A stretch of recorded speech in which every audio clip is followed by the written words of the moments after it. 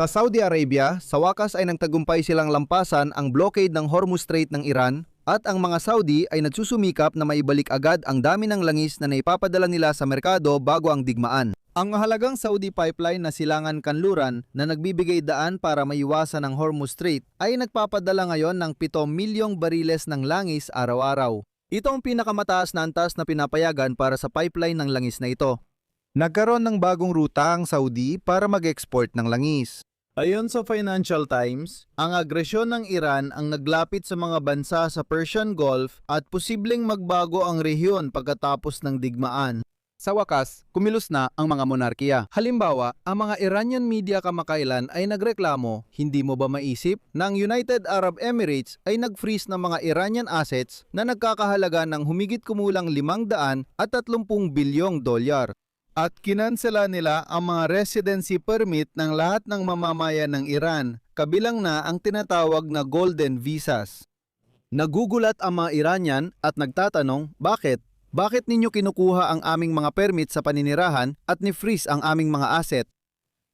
Ako si Alexei Pechi, pag-usapan natin ang paksang ito. Pero bago tayo magsimula, hinihiling ko na mag-subscribe kayo sa channel na ito, mag-like at mag-iwan ng kahit anong komento sa episode na ito. Kung nais ninyong suportahan ang channel sa YouTube at naniniwala kayong mahalaga ang impormasyon rito, magagawa ninyo ito sa pamamagitan ng kahit anong donasyon, bayad na subscription o pagiging sponsor.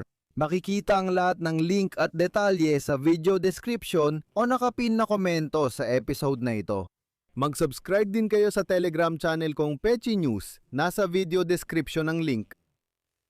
Nahanap ng Saudi Arabia ang paraan para malampasan ang blockade ng Iran sa Strait of Hormuz, kaya nakakapaglabas sila ng maraming langis sa merkado. Mahalaga ang langis at gas sa Saudi Arabia. Ang oil pipeline na nag-uugnay sa Silangan at Kanluran at dumadaan sa palibot ng Strait of Hormuz ay gumagana na ngayon sa buong kapasidad, nagpapadala ng langis na umaabot sa 7 milyong bariles kada araw. Ayon sa Bloomberg, ganito ang sinabi. Ang technical na tagumpay na ito ay bunga ng maraming taong plano ng kaharian ng Saudi Arabia upang matiyak ang tuloy-tuloy na supply ng langis matapos ang aktual na pagsasara ng pangunahing ruta ng pag-export. Ang mga flotilya ng mga tanker ay inilipat sa daungan ng Yanbu sa Dagat na Pula upang kunin ang langis na nagbibigay ng mahalagang linya ng supply para sa pandigdigang merkado. Ayon sa ulat, ang pag-export ng krudong langis sa pamamagitan ng Yanbu ay kasalukuyang umaabot sa humigit kumulang 5 milyong bariles kada araw at ang kaharian ay nag-export din ng 700 hanggang 900 bariles ng mga produktong petrolyo araw-araw. Mula sa 7 milyong bariles kada araw na dumadaan sa Saudi Arabia, kamakailan parehong mga bansa, Crimea at Europa ay tumatanggap ng langis kapalit ng iba pang kalakal.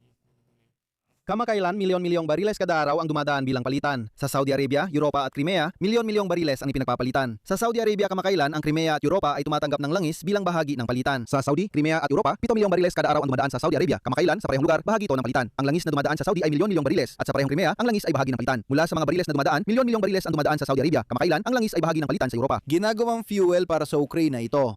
Kaya nauna kaming magreserba ng tuloy-tuloy na supply ng diesel mula sa kaharian habang ang Hungary at Slovakia ay hinaharangan ang mga supply sa kanilang teritoryo. Bagaman ang ruta sa Yanbu ay bahagya lang nakakatulong sa nabawasang supply mula sa pagsasara ng Strait of Hormuz, kung saan 15 milyong bariles ng langis kada araw ang dumadaan bago ang digmaan. Ngunit ang alternatibong rutang ito, isa sa mga dahilan kung bakit hindi pa umaabot sa pinakamataas ang presyo ng langis gaya noong mga nagdaang supply shocks. Matapos ipahayag ng mga Houthi ng Yemen ang kanilang pagsali sa digmaan, ang mga pangamba para sa merkado ng langis ay nauugnay sa posibilidad na maging bagong front ng labanan ang Dagat na Pula. Bagaman walang direktang pahiwatig ang mga Houthi na atakehin nila ang mga oil tanker na dumadaan sa Dagat na Pula at Bab el-Mandeb Strait noon, nagbanta pa rin sila. В районе беспилотниками и ракетами. Ang Saudi Arabia na historical na gumanap bilang pinakamalaking tagapagtustos ng langis sa mundo at kilala bilang maaasahang kasosyo ay dekada nang naghahanda para sa pinakamalalang senaryo, ang pagsasara ng Strait of Hormuz. At gaya ng lumalabas, isinakatuparan ng Saudi Arabia ang kanilang contingency plan. Ilang oras matapos ang mga unang pag-atake ng US at Israel sa Iran, at mula noon ay patuloy na dinagdagan ng Saudi Arabia ang supply mula silangan papuntang kanluran. At itong pipeline na ito na dumadaan sa buong Arabian Peninsula mula sa malalawak na oil field sa silangan ng Saudi Arabia hanggang sa industrial na pantalan ng lungsod ng Yanbu ay may habang mahigit 1,200 kilometro. Sa totoo, masasabi nating bunga ito ng naunang sigalot. Ito ay ang digmaang Iran-Iraq noong dekada 1900 at 80 kung saan nagkaroon ng mga paglabag at pag-atake sa mga barko sa Strait of Hormuz. At noon, naisip ng mga Saudi na, teka, mas mabuting magkaroon ng alternatibo at hindi lang umasa sa Strait of Hormuz. Kaya nagtayo sila ng oil pipeline na tumatawid sa bansa. Pero may mga pangamba pa rin na baka atakihin ng mga Houthi mula Yemen ang port ng Yanbu o harangin ang Bab el-Mandeb Strait. Sa ganitong sitwasyon, mukhang mapipilitang muling bawasan ng mga Saudi ang pag-export ng langis dahil delikado na rin sa Red Sea. Pero hindi ganoon dahil handa pa lang mga Saudi sa ganitong sitwasyon. Kung maantala ang pag-export mula sa Yanbu, maaaring ilihis ng Saudi Arabia ang kanilang supply ng langis sa pamamagitan ng Sumed Oil Pipeline ng Ehipto mula sa Red Sea papuntang Mediterranean. Matagal nang alam ng mga Saudi ang kanilang mga kapitbahay at handa sila sa ganitong sitwasyon. At tungkol naman dito, isinulat ng Financial Times na nitong nakaraang buwan na bigla ang mga lider ng mga bansa sa Persian Gulf sa laki at tapang ng mga pag-atake ng Iran maging sa mga bansang tagapamagitan gaya ng Qatar at Oman sa mga pag-atake nito sa financial center ng Dubai at sa kahandaang sirain ang proseso ng pagbuti ng ugnayan sa Saudi Arabia. Ito ang nagbuklod sa mga monarkiya ng Persian Gulf, ngunit nadismaya rin ang mga Gulf na bansa sa mga aksyon ng Estados Unidos. Maaring hindi magkasundo ang mga pamahalaan sa Persian Gulf kung dapat agad tapusin ng Estados Unidos ang digmaan o ipagpatuloy hanggang hindi nabanta ang Iran.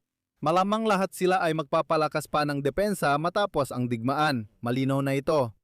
Ito ay dahil may lumilitaw na masakit na estratehikong realidad.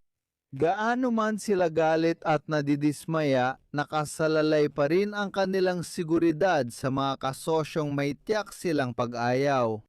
Maaring maging critical ang tagumpay ng Tehran sa pag-atake sa mga target sa Persian Gulf. Naging katalista ito para sa karamihan ng mga bansang ito na palalimin ang kanilang ugnayan sa seguridad sa isa't isa, sa Estados Unidos, at palihim pa nga sa Israel. Ibig sabihin, malinaw na ang mga monarkiya ng Saudi Arabia at ng Emirates ay lubos na nauunawaan na, pakinggan ninyo, ang Israel ay nagiging parang bagong sentro ng seguridad. Kaya kailangan nilang pumasok sa isang uri ng kasunduan sa Israel. Tiwala ang mga eksperto na matapos ang digmaan, nais ng mga bansa sa Persian Gulf na gumawa ng sarili nilang armas at dito tutulong ang Estados Unidos at teknolohiya ng Israel. Mahalaga ang EU bilang kapartner pero limitado ang papel nito dahil sa panloob na hindi pagkakasundo. Maaring maging alternatibong tagapagtustos ng armas ang Pakistan, ngunit nagdudulot ito ng compatibility issues at mas malaking pagdepende sa China. Ang Ukraine ay maaring tuloy-tuloy tumulong sa mga bansa sa Persian Gulf laban sa mga drone at nakapasok tayo sa kooperasyong ito sa tamang oras.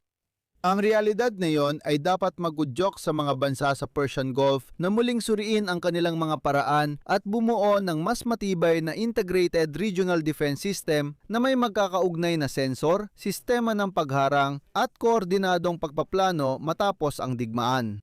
Dapat maging mas aktibo ang Ukraine sa pagpapatupad ng sariling depensa at hikayatin ng mga monarkiya sa Persian Gulf na huwag makipag-ugnayan o makipagkasundo sa mga Ruso sa ganitong sitwasyon.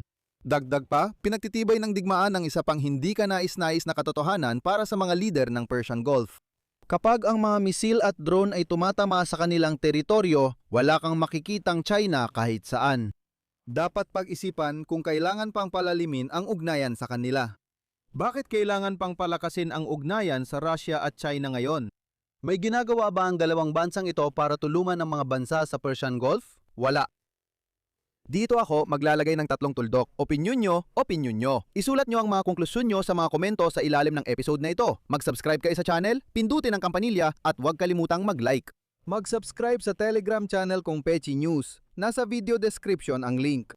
At kung gusto nyong suportahan ang trabaho ng YouTube channel na ito, maaari nyong gawin ito sa pamamagitan ng donasyon o bayad na subscription gamit ang mga link at detalye sa description ng video o sa QR code na nasa inyong mga screen. Yun lang po, ingatan nyo ang inyong sarili. Paalam sa lahat.